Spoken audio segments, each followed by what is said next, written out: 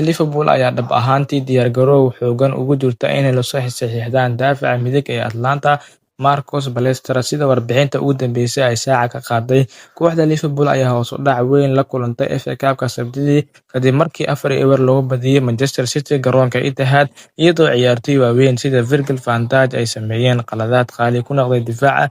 Inkastoo daafaca reer Holland uusan fiicneyn dhamaadka usbuuca, haddana ma helin taageero ku filan ciyaartoyda kale ee ku xeeran, wuxuuna inta badan ahaa ciyaaryahanka kaliya ee waxqabad joogto ah ka sameeya khadka dambe xilli ciyaareedka.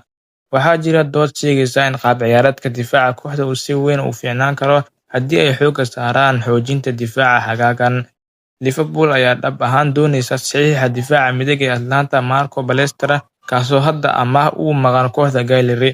Qiimeynta Marcos Ballesteros sidee buu yahay difaaca midig ee Atlanta? Warbixintu waxay sheegaysaa in qiimaha Ballesteros uu gaari karo 45 ilaa iyo 39 milyan, taasoo noqon karta lacag aad u badan.